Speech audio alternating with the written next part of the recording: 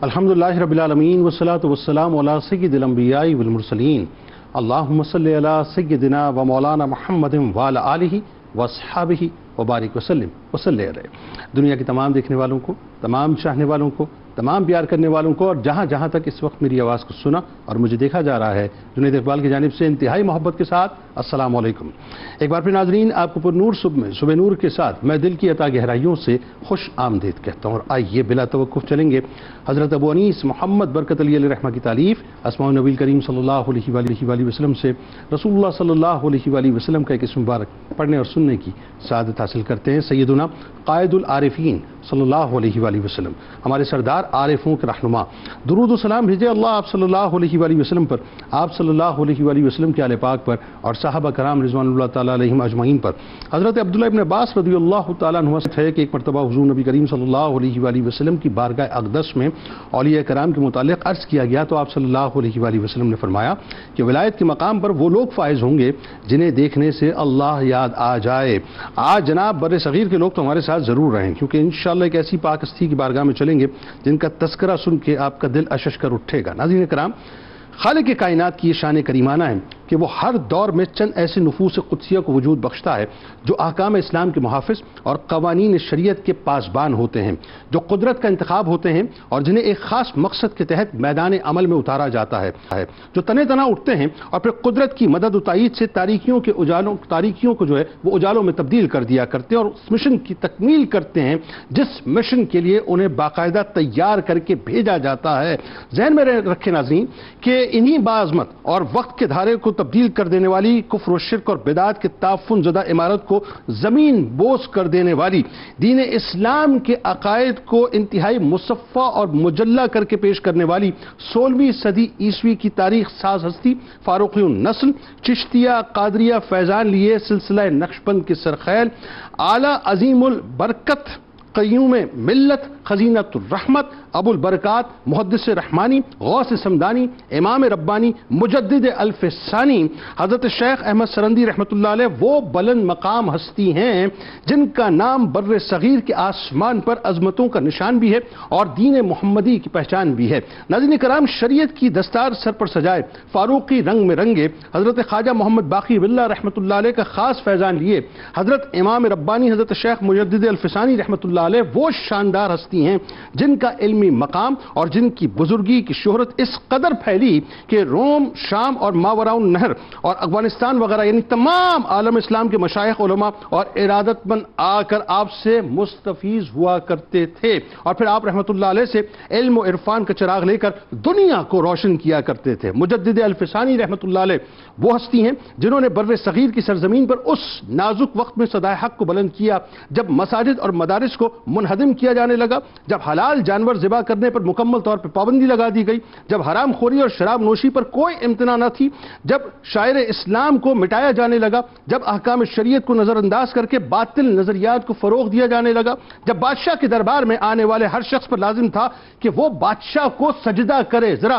تصور کیجئے ناظرین کا معاملہ کیا تھا کہ جب جلال الدین اکبر جو اکبر اعظم اور مغل اعظم کے لقب سے پکارا جاتا تھا، جو اپنے وقت کا طاقتور ترین شہنشاہ تھا، اس نے وحدت ادیان کے تصور کے تحت دین اسلام کے مقابل ایک باطل مذہب یعنی دین الہی کی بنیاد رکھی تھی۔ یعنی صرف عبادتوں میں بگاڑ نہ پیدا ہوا تھا بلکہ پورے دین میں بگاڑ پیدا کر دیا گیا تھا اور بگاڑ کا نام ہی اصلاح رکھ دیا گیا تھا اور ستم بالائے ستم یہ تھا ناظرین کہ بے دینی کو عین دین یعنی عین دین جو ہے وہ قرار دے دیا گیا تھا۔ ہندوستان سے مسلمانوں کی برتری ناظرین یہ سمجھ لیجئے کہ ختم کر کے ان کو دارالسلام سے سیکولر اسٹیٹ یعنی لا دینی ریاست جو ہے اس کے اندر تبدیل کیا جا رہا تھا۔ اکبری فتنہ اس قدر شدید تھا اور اس کا خطرہ اس حد تک تھا ناظرین کہ اس فساد میں صرف ایک ٹکڑا جو ہے وہ متاثر نہ ہوا تھا بلکہ پورے بر اعظم کو اس نے اپنی لپیٹ کے اندر لے لیا تھا۔ ایسے نازک وقت میں امام ربانی مجدد الف ثانی رحمۃ اللہ علیہ ایک عظیم قوت کے ساتھ اٹھے اور اکبر کے خود ساختہ دین الہی اور باطل نظریات کا آپ نے خاتمہ کیا۔ ہندو ناظرین چونکہ اکثریت پہ تھے اور مسلمانوں کی تعداد ان کے مقابلے میں بہت کم تھی، ہندوستان کے مسلمان حکمرانوں نے مسلمان مسلمانوں کی دینی اصلاح اور تربیت کے عنوان پر مجرمانہ غفلت کا بھی مظاہرہ کیا۔ ادھر ناظرین علماء سو نے بھی خلاف شریعت عقائد کے اشاعت جو ہے اس میں اہم کردار ادا کیا۔ حضرت مجدد الفسانی رحمۃ اللہ علیہ نے ان مشرکانہ عقائد اور رسوم اور عبادات کے خلاف زبردست تحریک چلائی اور مسلمانوں میں توحید خالص اور سنت ثابتہ کا شعور باقاعدہ پیدا کیا، اور تمام غیر اسلامی جتنی بھی آلائشیں تھیں اور جو آمیزش تھی ناظرین عقائد کے حوالے سے اس کو مکمل طور پہ پاک کیا۔ غلط نظریات کا کلا کما کر کے اسلام کی واضح صورت آپ نے پیش کی۔ مسلمانوں کے عقائد و اعمال میں خرابی کے ذمہ دار جتنے بھی زر خرید علماء کرام خاص طور پہ تھے، جنہیں علماء سو کہا جاتا ہے، جو دنیاوی زر اور مال کی خاطر کام کیا کرتے تھے اور عوام کو باقاعدہ گمراہ کیا کرتے تھے، یہ لوگ وہ تھے جو غلط عقائد اور قرآن و سنت سے متصادم اصولوں کو سامنے بیان کرتے تھے۔ حضرت مجدد الفسانی رحمۃ اللہ علیہ نے باقاعدہ ان کا قلع کما بھی کیا، اور بادشاہ اکبر کے دربار میں چونکہ ظاہر ہے بہت ڈومینیٹنگ تھے، تو آپ نے باقاعدہ ایک حکمت کے تحت، ایک ایسی پلاننگ کے تحت کام کیا کہ وہ تمام لوگ نہ صرف زمین بوس ہوئے بلکہ ان کے نظریات بھی زمین بوس ہو گئے۔ مختصر بات یہ ناظرین کہ حضرت مجدد الفسانی رحمۃ اللہ علیہ نے وہ تحریک بپا کی اور سلسلہ نقشبند کو جس انداز سے آپ نے بر صغیر پاک و ہند میں فروغ دیا، نتیجہ یہ نکلا کہ عشق رسول صلی اللہ علیہ وآلہ وسلم کی شمع کو ایک بار پھر فروزہ کیا، اور دین کی جو اصل تھی ناظرین اس کو لوگوں تک آپ نے پہنچا دیا۔ تو آئیے بر صغیر کے اسی محسن کی بارگاہ میں چلتے ہیں جنہیں دنیا انتہائی ادب سے مجدد الفسانی رحمۃ اللہ علیہ کے نام سے یاد کرتی ہے۔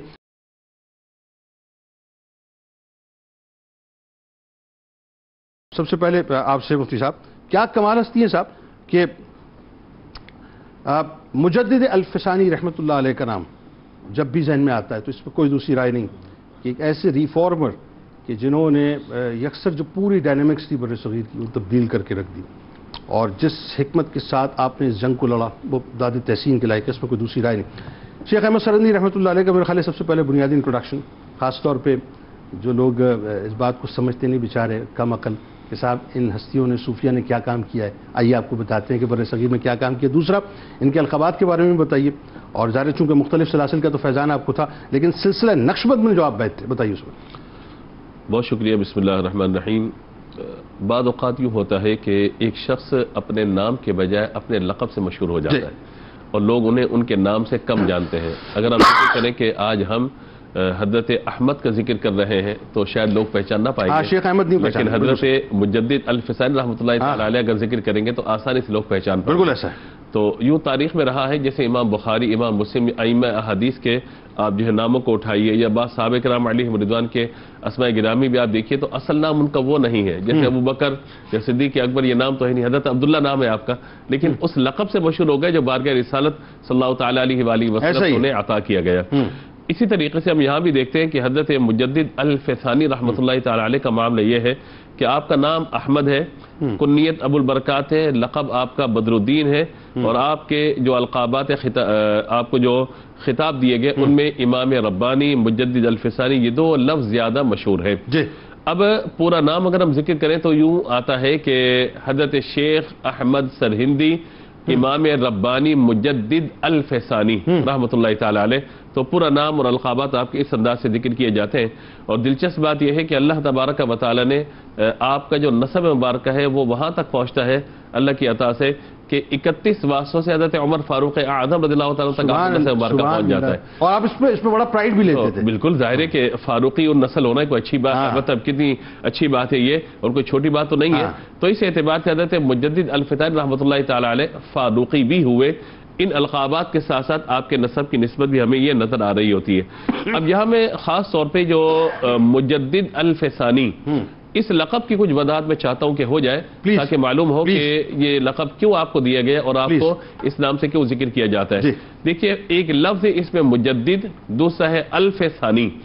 الفن عربی کے اندر کہا جاتا ہے 1000 کے عدد کو، اب جب 1000 کا عدد ہے تو الفسانی کے مطلب ہو گیا دوسرا 1000، یعنی آپ مجدد ہوئے، اور مجدد کے لیے نبی مکرم علیہ الصلوۃ والسلام کا یہ فرمان ہمارے پیش نظر رہے، فرمائے ان اللہ یبعث لهذه الامه على راس كل 100 سنه من يجدد لها دینها، جب دین میں بگاڑ پیدا ہو جائے گا تو اللہ تبارک و تعالی ہر صدی کے اختتام پر، ہر 100 سال کے اختتام پر ایک ایسے شخص کو پیدا کرے گا کہ جو اللہ کے دین کو نیا اور تازہ کر دے گا. یہ حدیث پاک، یہ حدیث مبارکہ، اور یہ حدیث مبارکہ مختلف طرق سے روایت ہے.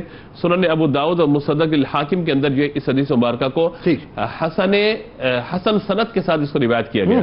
اور تمام کے اتفاق ہے کہ جب بھی امت کے اندر فتنہ پیدا ہوا، بگاڑ پیدا ہوا، اللہ تعالیٰ کسی نہ کسی ایک ایسے مرد قلندر، ایسے مجاہد کو پیدا فرمائے گا کہ جس کا کام تجدید کرنا ہوگا. یعنی اب ملا علی قاری رحمۃ اللہ تعالیٰ علیہ اور علامہ عبدالحی لکھنوی اور دیگر بزرگوں نے جو لکھا اس بات کو، لکھا کہ وہ سنت اور بدعت کو الگ کرنے والا ہوگا.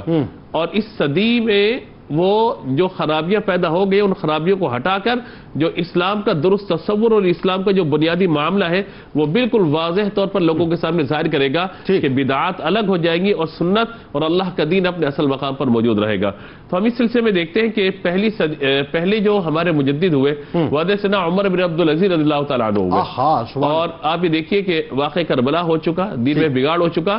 حضرت عمر بن عبدالعزیز رضی اللہ تعالیٰ عنہ جو 38 سال کی عمر میں دنیا سے رخصت ہو گئے، 40 سال سے کم عمر آپ زندہ رہے، لیکن اس میں آپ نے اتنا سارے کا سارا معاملہ آسان کر دیا لوگوں کے لیے کہ جو گمراہیت اور جو فتنہ اس وقت آ چکا تھا وہ دور ہو گیا اور اسلام اپنی اصل شکل کے اندر موجود ہے. پہلی صدی ہجری کا آخر ہے اور دوسری صدی ہجری. مجدد کے لیے ضروری ہے کہ وہ آخر کا پائے اور شروع کا بھی پائے. بالکل ٹھیک ہے. اسی طریقے سے آپ یہ دیکھیے جو آخری مجدد اس امت کے ہوں گے حضرت محمد بن عبداللہ المہدی، جنہیں حضرت امام مہدی علیہ السلام کے نام سے ہم جو جانتے ہیں. بے شک درمیان میں مجددین آتے رہیں گے، سلسلہ چلتا رہے گا.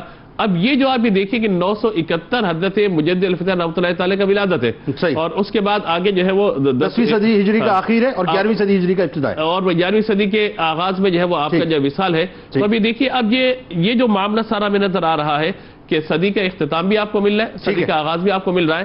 تو ابھی ساری صورتحال کو اپنے سامنے اگر آپ رکھتے ہیں تو آپ کو اندازہ ہو جاتا ہے کہ اللہ تبارک و تعالیٰ نے آپ سے وہ دینی کام لیے کہ کوئی تو ایک صدی کا مجدد ہوا، کوئی جو ہے وہ 100 سال کا مجدد ہوا، لیکن آپ کو اللہ نے یہ سعادت بخشی کہ جب دوسرا 1000 سال شروع ہو رہا ہے تو مجدد الف ثانی. اس وجہ سے یہ نہیں کہ اگلے 1000 سال کے آپ مجدد ہو گئے، مراد یہ کہ اگلا 1000 سال جو شروع ہو رہا ہے اس صدی کے آغاز میں اللہ تعالیٰ نے آپ کو مجدد کے طور پر یہ شرف عطا فرمایا اور آپ نے اللہ کے دین کی تجدید فرمائی. اور چشتیہ سلسلہ، قادریہ سلسلہ کا بھی سلسلہ قادریہ، چشتیہ، لیکن اس کے بعد جو خاص طور پر حضرت امام حسین رضی اللہ تعالیٰ کی اولاد میں سے باقر باللہ رحمۃ اللہ تعالیٰ جن کا نام رضی الدین باقر ہے، ان سے آپ نے جو سلسلہ اکتساب فیض کیا، سلسلہ نقشبند، اور پھر 2.5 ماہ تک آپ کی خدمت میں رہ کے جو برکات آپ نے حاصل کی، اور ان کی بھی 40 برس عمر، ان کی بھی 40 برس جو برکتیں میں نظر آتی ہیں پھر آپ کی زندگی میں، آپ کے مکتوبات میں اس کا اثر ہمیں بہت زیادہ نظر آتا ہے. بالکل ٹھیک. اچھا اب آئیے ذرا تھوڑا سا سلسلے کو کھولتے ہیں. اور یہ مجدد الفسانی رحمۃ اللہ علیہ، آپ کی شخصیت جو ہے وہ شریعت کے اعتبار سے جو ہے اگر میں بات کروں تو، اور یہ بہت ضروری ہے لوگوں کا سمجھنا کہ لوگ اس بات کو سمجھتے ہی نہیں ہے صاحب کہ صوفی ایکچولی وہی ہوتا ہے جو شریعت کے لوادے میں کھڑا ہوا ہو. اور مجدد الفسانی رحمۃ اللہ علیہ نے بتلایا کہ سنت کی پیروی ہی ابتدا ہے اور سنت کی پیروی ہی انتہا ہے. تو ایک تو یہ کہ جو رچاؤ تھا آپ کی شخصیت میں، شریعت کی پابندی کا جو آپ کا انداز تھا، اور خاص طور پہ اس زمانے میں جس انداز سے آپ نے 2 دھاری تلوار بن کے بدعات کا رد کیا ہے، بتائیے ذرا. بسم اللہ الرحمن الرحیم. جیسے کہ بھی حضرت نے ذکر کیا کہ مجدد جو ہے اس کی سب سے پہلی ذمہ داری یہ ہوتی ہے کہ دین پر جو غبار آیا ہے مختلف فتنوں کی وجہ سے اس کو ختم کرنا اور سنت اور بدعات کو جدا کرنا، یہ مجدد کا سب سے پہلا کام ہوتا ہے. اچھا اب یہ جو دین کی تجدید ہے نا، اس کے لیے مجدد اپنا عملی کردار بھی ادا کرتا ہے، اس کے عمل سے بھی نظر آتا ہے، اس کے کردار سے بھی نظر آتا ہے، اس کی گفتار سے بھی نظر آتا ہے کہ وہ دین کی تجدید کے لیے آیا ہے. بے شک اگر ہم مجدد پاک رحمۃ اللہ تعالی علیہ کی عمل کو دیکھیں تو وہاں پر ہمیں کامل طور پر سنت کریمہ کی پیروی نظر آتی ہے، چاہے آپ کی عبادات ہوں چاہے آپ کے دیگر معاملات ہوں. جیسے مثال کے طور پر آپ تہجد کی ادائیگی کیا کرتے تھے، اور تہجد کے بعد باقاعدہ کچھ دیر کے لیے آرام اس لیے کرتے تھے کیونکہ یہ بھی سنت نبوی ہے. اسی طریقے سے نماز فجر ادا کرنے کے لیے باقاعدہ تازہ وضو کرتے، پھر نماز فجر کے بعد اپنے احباب کے درمیان درس قرآن وغیرہ اور ان کو تعلیمات کا سلسلہ جاری رکھتے. پھر اسی طرح ہم دیکھتے ہیں کہ دوپہر کے وقت آپ باقاعدہ قیلولہ اس لیے کرتے تھے کیونکہ یہ بھی سنت کریمہ. واہ. تو یہاں پر بھی آپ دیکھیں. اچھا اسی طریقے سے آپ کی مریضوں کی عیادت کرنا اور دیگر معاملات آپ کے جو ہمیں نظر آتے ہیں سب سنت کریمہ کے مطابق چلتے ہیں.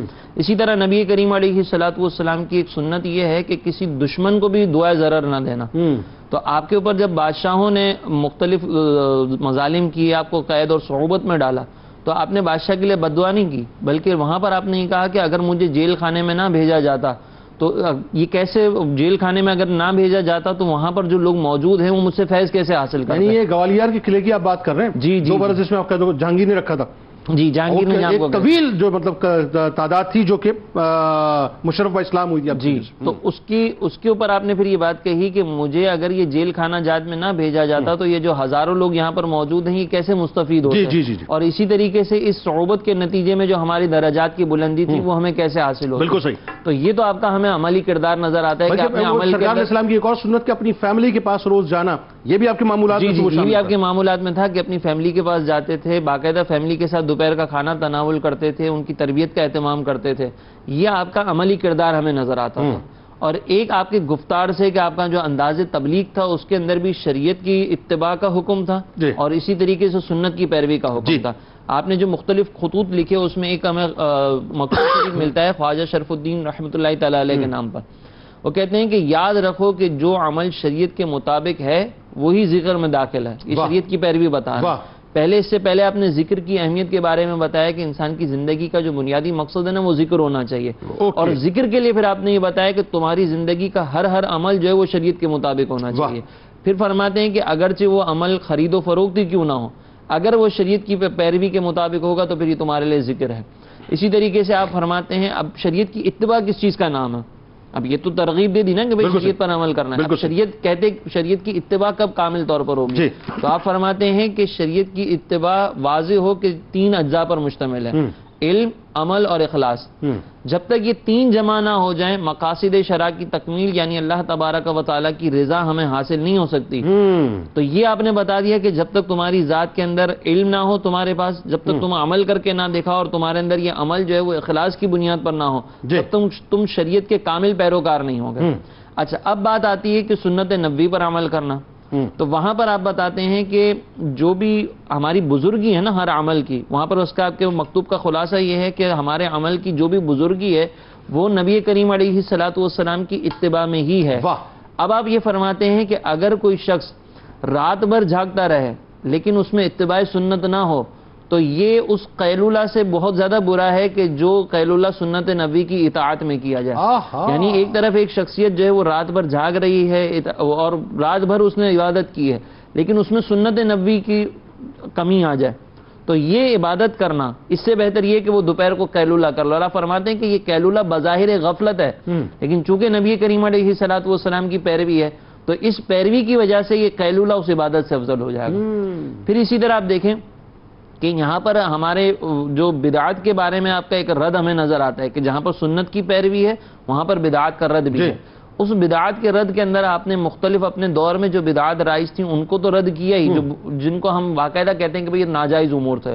دوسرا آپ یہ کہتے ہیں کہ اب نبی کریم علیہ الصلوۃ والسلام سے جب آپ کا عشق ہے، محبت ہے اور سنت کی اتباع میں آپ کمال رکھتے ہیں تو یہاں پر آپ دیکھیں کہ کسی بھی عمل کا نسبت مصطفیٰ سے متصف ہونا، اس عمل میں نسبت مصطفیٰ ہونا، یہ ایک بہت بڑی اہمیت کا حامل ہے. تو وہاں پر آپ کہتے ہیں کہ ہمارے فقہا نے، ہمارے علماء نے یہ ٹھیک ہے کہ بدعت حسنہ کا بھی تصور دیا ہے لیکن آپ اپنے بارے میں یہ کہتے ہیں کہ مجھے تو وہی عمل پسند ہے جس کی نسبت جو ہے وہ نبی کریم علیہ الصلوۃ والسلام سے. یعنی آپ اس کو تسلیم نہ کرتے تھے. یہاں مطلب آپ یہ نہیں کہتے تھے کہ بدعت حسنہ کو آپ ایکسیپٹ اپنے طور پر نہیں کرتے تھے.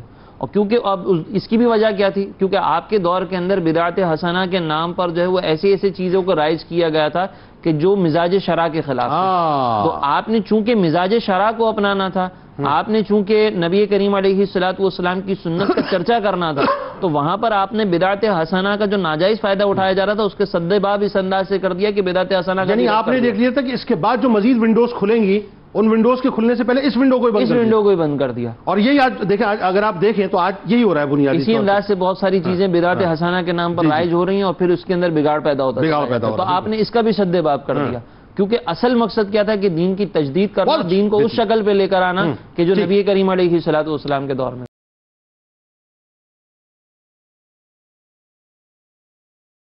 پروفیسر صاحب جو بڑی ایک زبردست اور کمال بات ہے وہ یہ کہ ظاہر ایسی شخصیات پھر جو کہ اتنے بڑے کینوس پہ لانچ ہوتی ہیں قدرت کی طرف سے اور پھر ان کو جو ٹاسک ہے وہ بھی بہت بڑا دیا جاتا ہے کیونکہ یہ کوئی چھوٹا ٹاسک نہ تھا.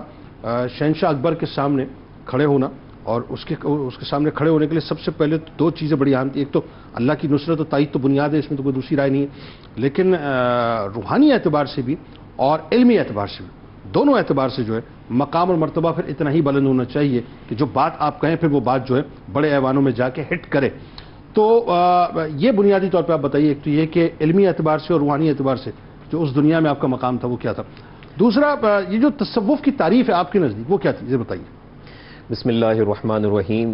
جنید بھائی, جب ہم عارف حقانی, فخر الاولیاء, امام ربانی, مجدد الفیضانی رحمۃ اللہ علیہ کی سیرت کو دیکھتے ہیں تو ایک بات ہمارے سامنے آتی ہے کہ آپ کے لیے آپ کی جو انٹلیکچوئل گروتھ ہے اور اس کے ساتھ ساتھ جو آپ کی اسپریچول ڈیولپمنٹ ہے, ان دونوں کا پہلا ذریعہ, پہلی سورس آف لرننگ آپ کے والد خود ہیں, کیونکہ آپ کے والد خود ایک جید عالم دین تھے, شیخ عبد الاحد رحمۃ اللہ علیہ, خود بہترین عالم دین, ولی کامل, وہ خود سلاسل کے اندر بیعت بھی تھے, اور وہ ایسی بزرگ ہستی تھے جو باقاعدہ علوم و حکمت کی جو اس وقت میں کتابیں تھیں ان کو پڑھایا کرتے تھے, یہاں تک کہ مختلف بزرگوں کی کتابوں کو آپ نے پڑھایا, اس کے درس دیا کرتے تھے. ہم جیسے پڑھتے ہیں عوارف المعارف کا آپ درس دیا کرتے تھے, فصوص الحکم کا آپ درس دیا کرتے تھے. تو آپ خود امام ربانی فرماتے ہیں کہ میں نے پہلا جو میرا مرکز ہے وہ میرے والد ہیں. فرماتے ہیں میں نے تو نوافل کی محبت اپنے والد سے سیکھی ہے. واہ واہ واہ. تو اس کا مطلب یہ ہے پہلی سورس آف لرننگ گھر ہے, اس کے بعد باہر ہے. بالکل ٹھیک. اور یہاں ایک بات میں واضح کرنا چاہوں گا جنید بھائی کہ ایک ہے تجدید, ایک ہے تجدد. ان دونوں میں بڑا فرق ہے. ریفارمیشن کا ہی نام انگلش میں دونوں کے لیے آ رہا ہوتا ہے, لیکن بڑا فرق ہے. تجدید میں یہ ہے کہ جو دین کی اصل ہے اس کے اندر ڈسٹورشن اگر کوئی لے کر آ گیا تو اس کو دور کر دینا. تو اب آپ کی زندگی میں آپ دیکھا جائے تو پہلا روحانی کمال جو آپ کو علمی فضل حاصل ہوا ہے وہ آپ کے والد کی نسبت سے حاصل ہوا. پھر آپ نے خود کئی اسفار کیے, کئی بزرگوں سے ملاقاتیں کی, علماء کرام سے ملاقات کی, ان کے آپ پاس گئے, وہاں سے علم و فن آپ نے حاصل کیا, اور یہاں تک آپ دیکھیں کہ 17 سال کی عمر میں آپ نے سند فراغت حاصل کر لی علوم ظاہری سے. اور علم و فضل کا عالم آپ دیکھیں کہ 18 سال کی عمر میں آپ نے رسالہ لکھا اثبات النبوہ, اور یہ اکبر کا دور ہے ابھی. اب یہ بالکل خاموشی کے ساتھ پیسو انداز کے اندر ایک ایکٹیویٹی ہو رہی ہے.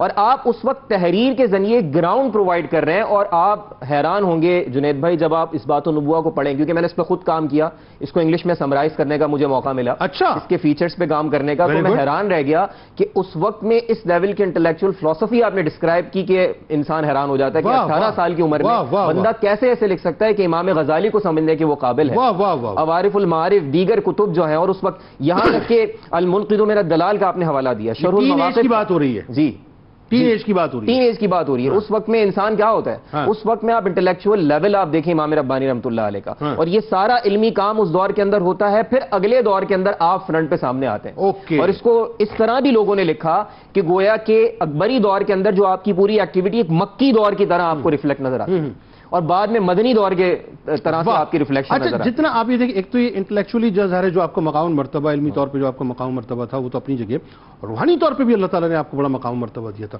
اور تصوف کو جس انداز سے آپ نے انٹرپریٹ کیا وہ بھی ضرور بتائیے. جی, تصوف, کیونکہ جس طرح ابھی ہم نے گفتگو سنی کہ تصوف کو بھی ڈسٹورشن کر دیا گئی, اس کی بھی غلط تصویر پیش کی جا رہی تھی کہ وہ شریعت کے علاوہ کوئی چیز ہے. تو آپ رحمۃ اللہ نے فرمایا کہ شریعت جو احکام الہیہ کا نام ہے اس کی 3 چیزیں ہیں, علم, عمل اور اخلاص. آپ فرماتے ہیں کہ علم کے بغیر عمل نہیں ہے, فرماتے ہیں کہ عمل کے بغیر علم لا حاصل ہے, فرماتے ہیں اخلاص نہ ہو تو عمل بے فائدہ ہے. اب فرماتے ہیں الغرض علم, عمل اور اخلاص یہ تینوں جز مل کر شریعت بنتی ہے. گویا کہ آپ یہ فرماتے ہیں کہ اس طرح حضور غوث اعظم نے فرمایا الصوفی من صفا ظاہرہ و باطنہ بمتابعت کتاب اللہ و سنت رسولہ, کہ صوفی تو وہ ہے کہ جس کا ظاہر اور باطن صاف ہو جائے کتاب اللہ اور سنت رسول علیہ الصلوۃ والسلام کی مطابقت کے ذریعے. یہاں تک کہ آپ نے مقام پر فرمایا کہ نبی کریم علیہ الصلوۃ والسلام کے کمال اتباع کے سبب مجھے ایسے مقام سے سرفراز کیا گیا جو مقام رضا سے بھی بلند و بالا تر ہے. یہ رسول اللہ علیہ الصلوۃ والسلام کی اتباع میں کمال حاصل کرنا تھا. یہ وہ پوائنٹ ہے جسے آج بھی جس کی ریلیونس ہمیں نظر آتی ہے کہ رسول اللہ علیہ الصلوۃ والسلام, جس کو کہتے ہیں نا back to the Quran and back to the prophet Muhammad علیہ الصلوۃ والسلام. تو یہ میتھڈالوجی, یہ منہج امام ربانی کی زندگی میں ہمیں نظر آتا ہے.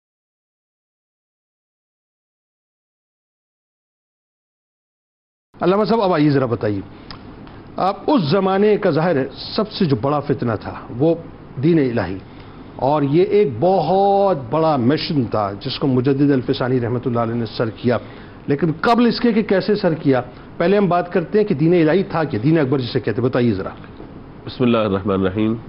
دیکھیے اس دور میں جلال الدین محمد اکبر جو مغلیہ سلطنت کا بڑا بادشاہ تھا، کہا جاتا ہے کہ کم سنی کے اندر 14 یا 16 سال کی عمر کا ذکر کیا گیا کہ اسے تخت پہ بٹھا دیا گیا، اور اس کا جو دور ہے پورا تقریباً 50 سال پر محیط تھا. یہ اور 50 سال کے دوران اس نے یہ کیا کہ بنگال سے نکل کے، یعنی اس وقت کا یہ جغرافیائی حدود ہے، بنگال سے نکل کے افغانستان اور وہاں سے کشمیر تک علاقوں کو فتح کیا. اور جب فتح کیا تو ظاہر ہے کہ وہاں پہ مختلف مذاہب کے رہنے والے لوگ موجود تھے کہ جو اپنے اپنے طور پر زندگیاں گزار رہے تھے. اب جب وہاں زندگیاں گزار رہے ہیں تو اب ظاہر ہے کہ یہ جو ہمارے حکمران ہوتے ہیں ان کا ایک طریقہ کار یہ ہوتا ہے کہ کسی نہ کسی طریقے سے اپنے اقتدار کو طول دیا جائے، چاہے اس کے لیے کچھ بھی کرنا پڑے، وہاں پہ شرعی معاملات کے خلاف جانا پڑے، توہمات کا شکار ہونا پڑے، خرافات جو بھی ہو، یعنی عوام کی جو نبض ہے اس پہ ہاتھ رکھتے ہوئے کیا چاہتے ہیں لوگ تو یہی چاہتے ہیں کہ دین بیزار ہو، آسانی رہے، جو سمجھ میں آئے وہ کرتے پھریں، دین کا جو ایک ہمارا دائرہ کار ہے اس کی پابندی ہم پر نہ ہو. بہت سارے لوگ اس طرح کے مائنڈ رکھتے ہیں. تو لہذا اب یہ صورتحال جب وہاں پہ اسے دیکھی نا بادشاہ نے، تو اسے جلال الدین اکبر نے یہ سوچا کہ اگر میں تمام مذاہب کی اچھی باتوں کو لے لوں اور ایک نئی جگہ بناؤں اس انداز سے، ایک نیا ایک فقہ کہیے یا نیا دین کہیے، نیا معاملہ کہیے، جس میں تمام مذاہب کی اچھی اچھی چیزیں لے کر، تو ہوگا یہ کہ لوگ بہت زیادہ راغب ہوں گے اس طرف اور اللہ کے دین کو چھوڑ کر اس طرف آ جائیں گے اور اپنے اپنے معاملات چلاتے رہیں گے. ظاہر ہے کہ مختلف مذاہب کے لوگ وہاں پر موجود ہیں. وحدت ادیان کا تصور، یعنی اس کے اندر ایک ہی معبد خانہ ہو جائے کہ اللہ تبارک و تعالیٰ کے وجود کا بھی انکار ثابت ہوا، وہاں پہ فرشتوں کے وجود کا انکار ثابت ہوا، پھر عبادات کے اندر بھی جو ہے وہ جو ہے اس کا خلاف ثابت ہوا. اسی طریقے سے خرافات کے اعتبار سے بہت ساری چیزیں ہمیں نظر آتی ہیں جس کا میں آگے ذکر کرتا ہوں. تو اب ہوا یہ کہ اس کا مقصد کیا تھا پیچھے؟ مقصد یہ تھا ذہنی ہم آہنگی، بھائی چارگی، ایک اچھی فضا کو قائم کرنا، ڈپلومیسی، یعنی اس انداز سے چیزوں کو کرنا کہ تمام لوگ آ جائیں اور تمام لوگ جو اس انداز سے اپنی زندگی کو گزاریں. 2 باتیں یہاں، 4 یہاں، 2 وہاں سے لی، اس طریقے سے ایک نئے مذہب کی بنیاد رکھ دی گئی. تو چونکہ حکمران جو ہوتے ہیں ان کا ڈنڈا ہوتا ہے، حاکم نے اپنا ڈنڈے استعمال کیا، عبادت خانہ بنایا، سب کو وہاں پہ جمع کر دیا. لیکن آپ اندازہ لگائیے کہ اس وقت بھی حضرت مجدد پاک نے تو ظاہر کے تحریر کے بعد میدان عمل میں آپ تشریف لائے، اور اس بادشاہ کے جو ہے وہ دنیا سے جانے کے بعد جہانگیر کے دور میں آپ کی جد و جہد بہت زیادہ نظر آتی ہے. لیکن اس دور کے اندر بھی بہت سارے علماء ایسے تھے کہ جنہوں نے ان کے خلاف بات کی، اور بہت سارے یہ تھے جو سرکاری اور درباری تھے تو وہ اس طرح بہتے ہوئے چلے گئے. کیونکہ یہ جو بادشاہ تھا نا، یہ علم و ادب کا بڑا شوقین تھا، خود تو جاہل تھا، پڑھا لکھا نہیں تھا. اس کے بادشاہ کے دربار میں ایک کردار، ایک کریکٹر جس کو بیربل کہا جاتا ہے. تو بیربل ظاہر ہے کہ وہ ایک علم و ادب کے اعتبار سے بڑا مشہور تھا، اور 19 افراد جو ہے وہ اس کی ان باتوں سے قائل ہو گئے. ٹھیک، صرف 19 افراد، تمام رعایا، تمام سلطنت کے اندر فقط 19 افراد، اور وہ بھی جب حقیقت کو دیکھتے گئے قریب آ کر تو ایک ایک کر کے دور ہوتے چلے گئے. آخر تک جو بیربل تھا وہ اسی دین الہی کے مذہب پر جو ہے وہ قائم رہا، جو ان کے خود ساختہ دین الہی کا نام انہوں نے ذکر کیا تھا. اچھا، اب اس کے اندر میں چیدہ چند باتیں آپ کو عرض کر دیتا ہوں جو اس نے کیا تھا، وہ بتائیے. ہاں جی، میں آپ کو عرض کر دیتا ہوں. ایک تو یہ کہ اللہ تبارک و تعالیٰ کے وجود کا انکار، یہ مطلب وہ فرشتوں کا انکار. تو یعنی گویا کہ اسلام کی جو اصل ہے اللہ تبارک و تعالیٰ کی توحید، وہی ختم ہو کے رہ گئے وہاں پہ. باقی پھر کیا ظاہر ہے کہ باقی پیچھے کیا رہ جاتے ہیں. اس طریقے سے انبیاء کرام علیہم السلام کے بارے میں رائے کا الگ قائم کرنا، اب ظاہر ہے کہ وہ الفاظ میں استعمال نہیں کر سکتے کہ جو وہاں پہ ذکر کیے گئے، اشارت سے بھی باتیں. اسی طریقے سے عبادات کا معاملہ، کرنی ہے کریں، نہیں کرنی نہیں کریں، ٹینشن فری ہو جائے، کوئی مسئلہ نہیں. آپ چاہے تو ایک ساتھ پڑھ لیں، چاہے تو بالکل بھی نہ کریں، کوئی معاملہ نہیں. اور پھر یہ ہے کہ اللہ کو سجدہ کرو نہ کرو تمہاری مرضی ہے، لیکن جب دربار میں آنا ہے بادشاہ کو سجدہ کرنا ہے. اللہ کو کرے نہ کرے کوئی معاملہ نہیں، لیکن بادشاہ کو آگے سجدہ کرنا ہے. تو یہ خرابی آپ دیکھیں کہ یہاں پہ نظر آ رہی ہے. اگرچہ وہ سجدہ عبادت کا نہیں، تعظیم اور ادب کے اعتبار سے لکھا گیا، لیکن دائرے کے ہے تو حرام ہی نہیں، حرام ہے ظاہر ہے. تو یہ اس اعتبار سے ذکر کیا گیا. اس طریقے سے شراب کی حلت کا کہا گیا کہ جب ایک رقص و سرور کا معاملہ ہو تو بھائی شراب پیئے، شراب کی کوئی ممانعت نہیں، کوئی دن مخصوص کر دیے گئے اس اعتبار سے. تیسرا میں یہ بھی نظر آتا ہے کہ بادشاہ خود اتنی توہمات اس کے اندر آ گئی کہ چونکہ ستارے سیارے جو مختلف دنوں سے اور مختلف رنگوں سے نسبت رکھتے ہیں، تو جو جس ستارے سیارے کا دن ہے اس اعتبار سے بادشاہ نے وہ لباس پہننا ہے. کبھی گرین پہننا ہے، کبھی بلیک ہے، کبھی وائٹ ہے، اس انداز سے. تاکہ جو ان ستاروں کے اثرات جو ہے وہ مجھ پر میری رعایت پر یہ پڑتے رہے. تو گویا کہ ستاروں کا مؤثر ہونے کا ایک عقیدہ اور ایک نظریہ، یہ ساری چیزیں ہمیں وہاں پہ نظر آ رہی ہیں. اب جب یہ ساری چیزیں ہیں، اچھا وحی کا نزول جو ہے اس کا مطلب انکار ہو چکا تھا، بہت ساری چیزیں تھیں، مرنے کے بعد کا تصور، تقریباً 17 باتیں ہیں کہ جو ہمیں نظر آتی ہیں کہ جو اس نے اپنے دین کے اعتبار سے لکھی اور مختلف مذاہب کے اعتبار سے لکھی. درخت کو جو ہے پوجنا، گائے کو پوجنا، یہ مطلب بہت ساری چیزیں. پھر حلال جانوروں کا ذبح کرنے سے منع، داڑھی کا منڈوانا، داڑھی کا جنابت نہ کرنا، بہت ساری چیزیں. 17 باتیں میں نے ایسی نا آپ کو کہ اس میں ثابت ہوتی ہیں یہ کہ جو لکھنے والے نے اس بات کو لکھا ہے ساری چیزوں کا، یعنی جہاں جہاں کوئی اچھی بات ہے ان کے اعتبار سے نظر آئی، ان کو لے لیا، مذاہب کے اعتبار سے لے کر لیا سارا معاملہ. تو اب یہ سارا معاملہ ہوا اور پھر مجدد پاک نے اس کے لیے جو اپنا کردار ادا کیا اور اس کو ختم کیا اور اچھی شکل بحال کیا. میں آخری بات یہاں پر کرنا چاہتا ہوں، آج کے دور کے اندر میں چاہتا ہوں کہ اس بات کو ہم ذکر کریں. آج بھی کچھ لوگ اس ایجنڈے پہ کام کرتے ہیں، وہ کیا کرتے ہیں کہ مختلف مذاہب کے لوگوں کو ایک ساتھ بٹھاتے ہیں. یہ ایک اچھی بات ہے، اس سے انکار نہیں ہے کہ آپ بٹھائیں لوگوں کو، ایک رواداری کی فضا پیدا ہو، اس پہ کوئی انکار نہیں ہے، چاہے مسالک کے لوگ ہو چاہے مذاہب کے لوگ ہو. لیکن اس میں اگر یہ کہا جائے کہ اب آپ جائیے جناب مندروں کے اندر، اب آپ جائیے گرجا گھروں کے اندر اور آپ جا کر جو ایک دوسرے کو جو ہے مطلب ان کے وہاں جا کے وہ مسجد میں کی عبادت کریں، آپ جا کے ان کے مندروں کے اندر جا کے نماز پڑھیں، اس تصور کی ہم رفع کریں گے. رواداری ایک الگ چیز ہے، رواداری رکھنی چاہیے، رواداری ایک الگ چیز ہے، وہ فرق ہے اس کے اندر. لیکن ایک دوسرے کی عبادت گاہوں میں جا کر نمازیں ادا کرنا، عبادتیں کرنا، یعنی کہ مسجد میں آ کر اپنی پوجا پاٹ کرے اور یہ والا جا کر بندہ جو ہے مسلمان گرجا گھر کے اندر جا کے گھنٹیاں بجائے مندروں میں جا کر اور وہاں جا کے اپنی عبادت کرے، تو اس کی اجازت نہیں دی جائے گی. ٹھیک ہے، رواداری الگ چیز ہے اور جو رواداری کے نام پہ جو کچھ ہو رہا ہے وہ ایک الگ چیز ہے. ان دونوں چیزوں میں فرق کرنے کی ایک باریک سی لائن ہے، اس کو ہمیں برقرار رکھنا ہے، برقرار رکھنا ہے، بالکل برقرار رکھنا ہے. اور رواداری تو ظاہر ہے وہ تو ہمیں رواداری ایک الگ چیز ہے، فرق. بلکہ اگر اس سے آگے کی میں بات کروں، چونکہ ہم بنیادی طور پہ اسلامی جمہوریہ پاکستان ہے تو یہ تو سارے ہمارے ذمہ ہے نا، ہمارے مطلب جو غیر مسلم، تو اور اس میں تو میں ان کو مطلب میں بنیادی طور پہ اقلیت بھی نہیں کہتا، غیر مسلموں کے جان مال عبادت گاہوں کا تحفظ یہ ایک مسلمان کی بھی ذمہ داری ہے، ریاست کی بھی ذمہ داری ہے. بالکل ٹھیک ہے، لیکن رواداری الگ چیز ہے اور ان کے مذاہب کے اندر شامل ہو جانا الگ چیز ہے. فرق ہے دونوں چیزوں. بہت شکریہ آپ تینوں احباب کا، آپ تشریف لائے. اب آئیے کتاب الشفا کی جانب آپ کو لیے چلتے ہیں. مصائب و آلام سے نجات کا عمل آپ کو بتلاتے ہیں کہ جو شخص روزانہ نماز فجر اور عشاء کے بعد 200 بار کلمہ طیبہ بمائے درود پاک پڑھنے کا معمول بنا لے، اللہ تعالیٰ اسے تمام دنیاوی اور اخروی پریشانیوں سے محفوظ رکھتا ہے. حضرت شیخ مجدد الفسانی رحمۃ اللہ علیہ کا قول مبارک ہے کہ تکبر نیک عمل کو اس طرح تباہ کر دیتا ہے جس طرح آگ لکڑی کو جلا کر خاکستر کر دیتی ہے.